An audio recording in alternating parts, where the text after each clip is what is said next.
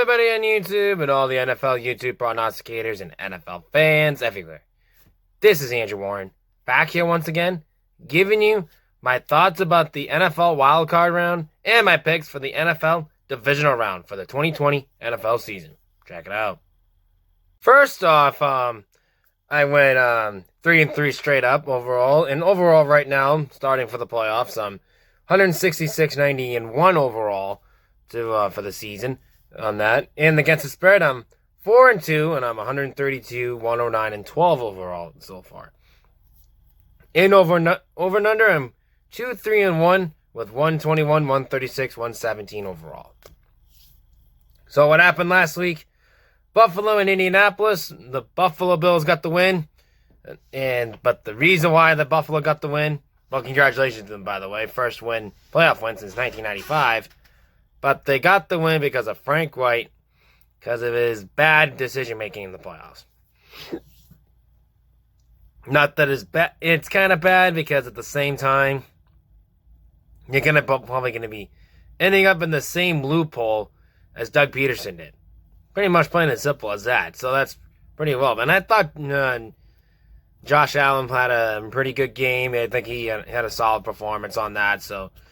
But Phillip Rivers himself, he had a great defense going into the playoffs, and all of a sudden another bounce out of the playoffs like he had with the Chargers over the years.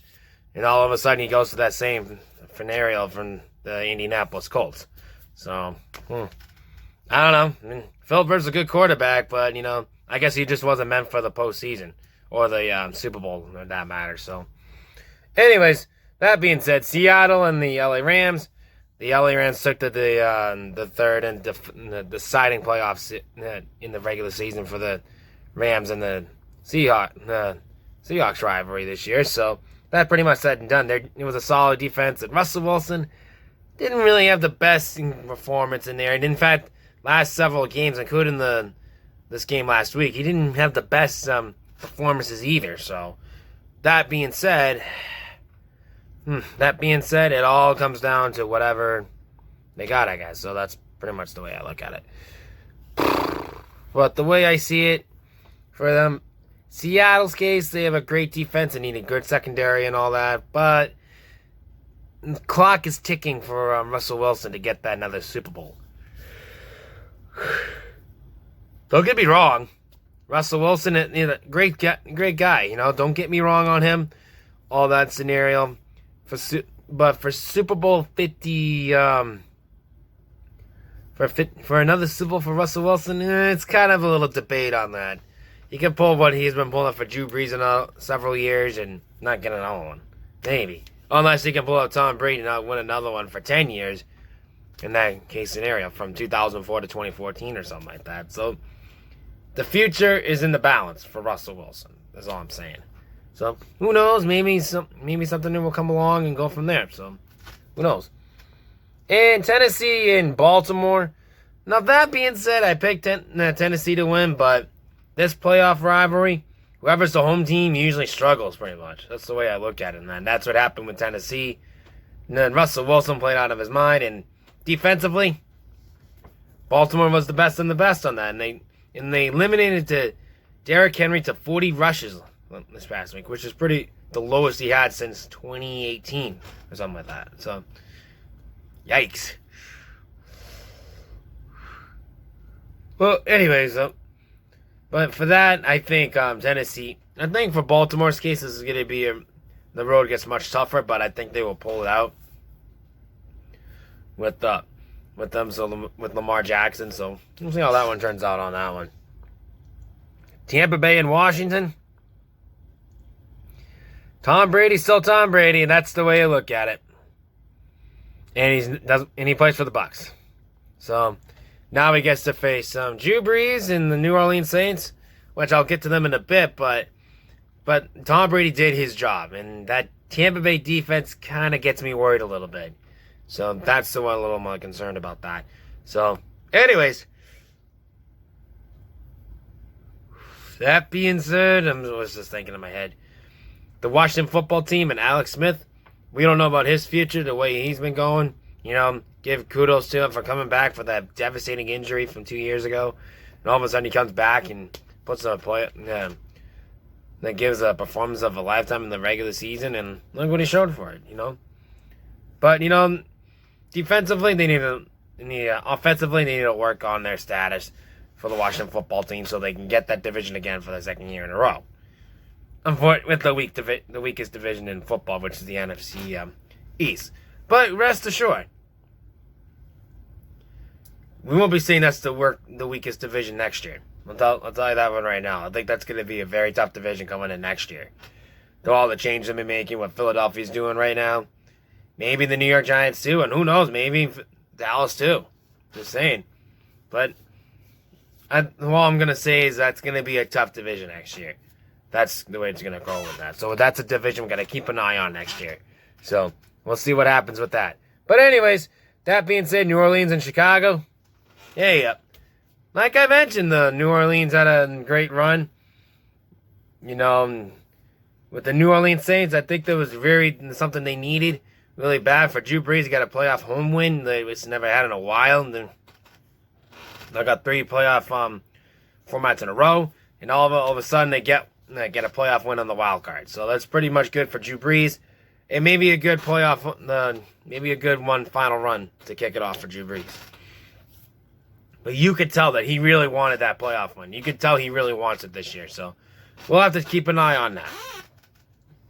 But defensively, New Orleans did its job. And offensively, the New Orleans Saints showed up in the fourth quarter, even though they did pretty well in there. So even though Alvin Kamara had a good game, et cetera, and all that being said, Yeah, but anyways, nevertheless, though. But, what I'm trying to say is, Drew Brees, I think he's going to have a good one. And give credit to Michael Thomas, who hasn't had a touchdown catch since November. So that's pretty good for Michael Thomas on that one. Which Michael Thomas really needed that really bad. So I had to look that up. I forgot his name on that. But anyways, sorry, I'm a little tired. It's been a long day for me.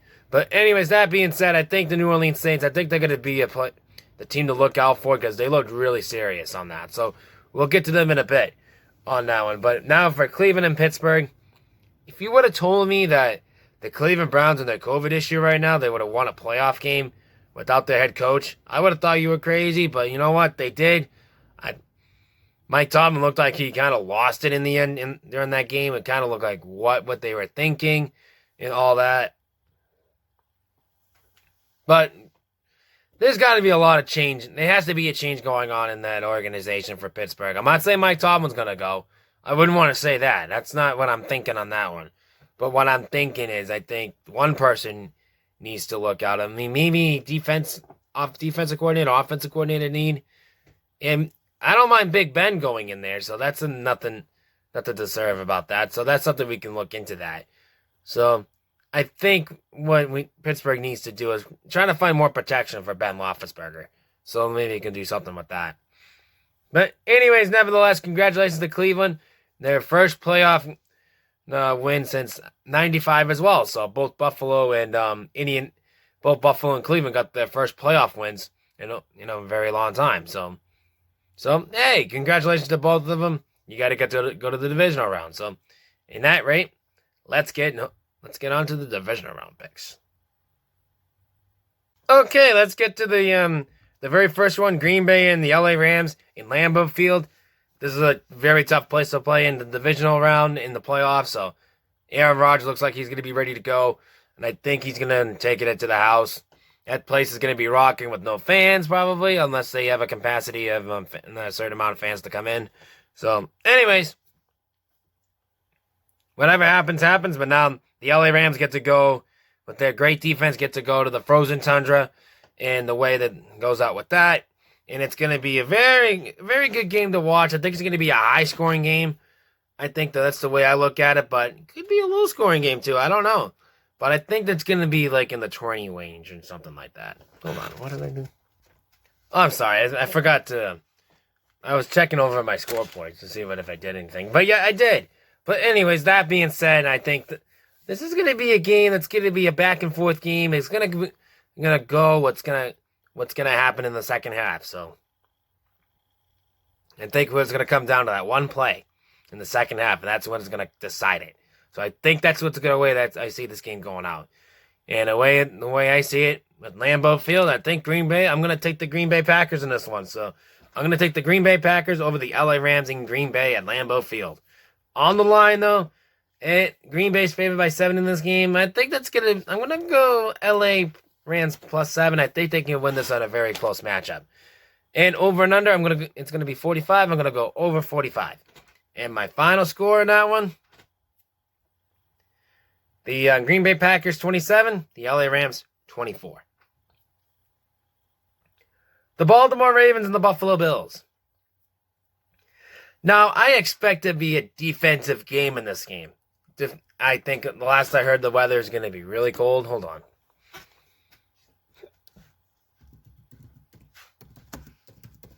Yeah, I just looked it up recently because I know they're going to have snow coming in during the week.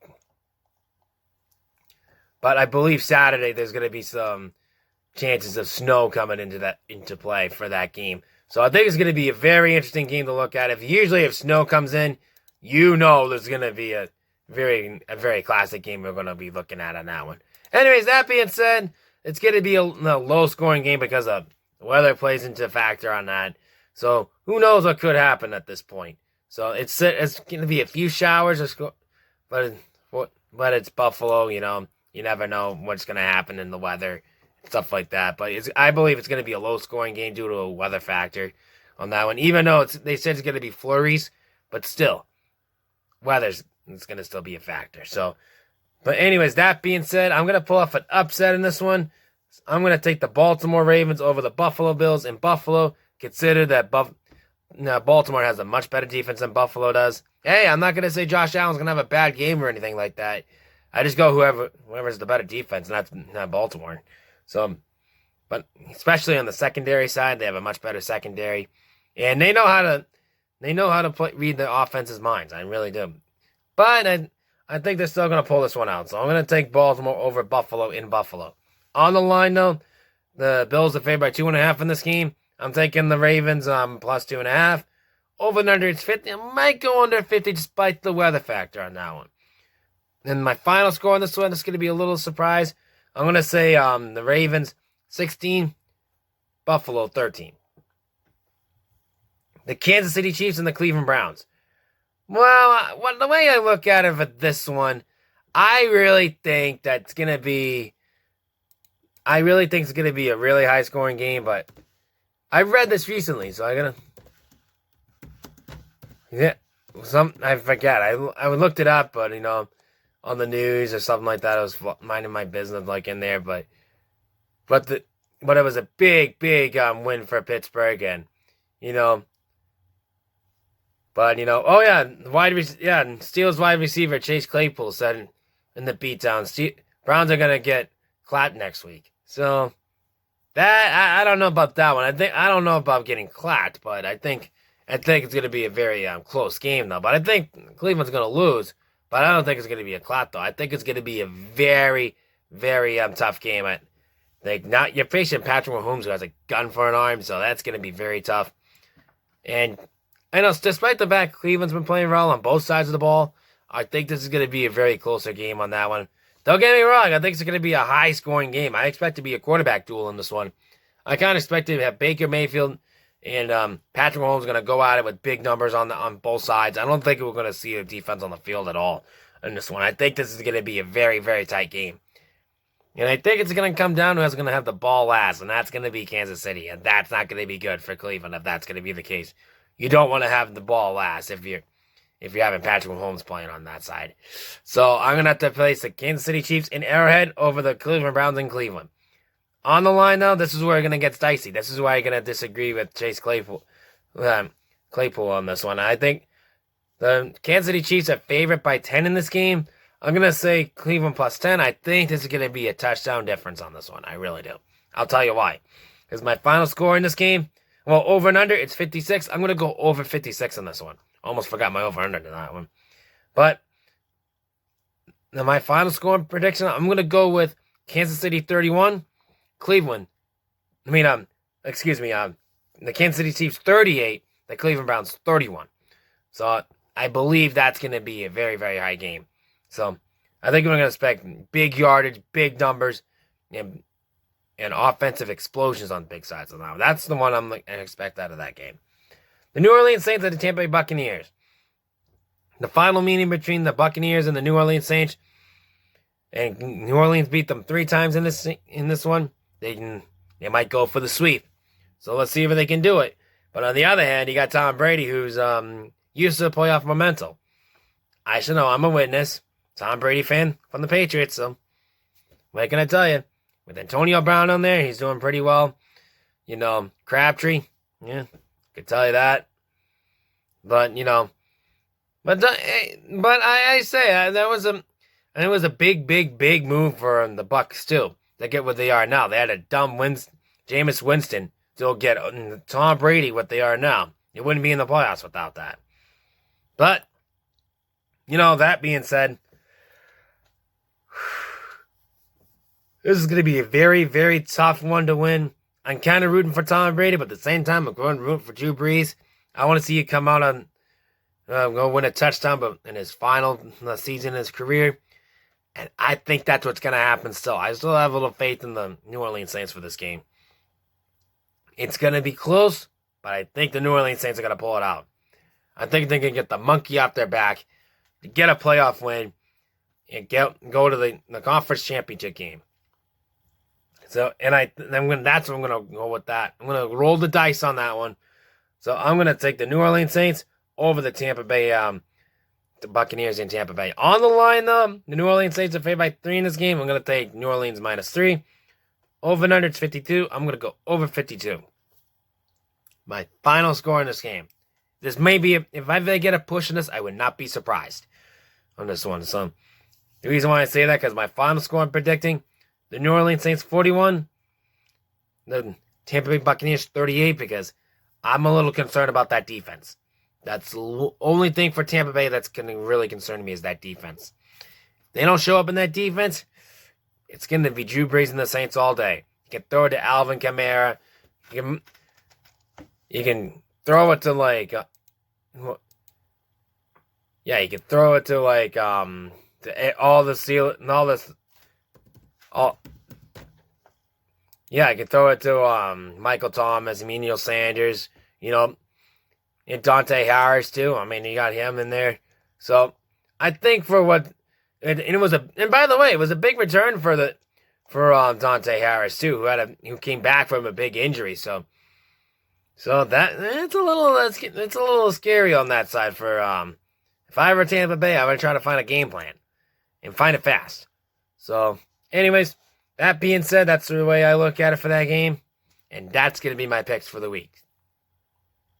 Okay, shoutouts this week is my good old friend Justin, Bridgewater's Finest on YouTube. And check him out on Twitter as the Blockbuster Guy on Twitter. Check him out in the description down below. And the reason that is because he's doing his 2020 movie awards, which there was still movies out due to the pandemic, and all that. So he's doing that right now. And you can check him out on the NFL YouTube Prognosticator page down below in my description box. And check out the rest of the NFL YouTube Prognosticator page while you're looking out down too. Until then, this is Andrew Warren signing off. And all I'm going to say is stay safe, wash your hands, stay healthy, and rock out.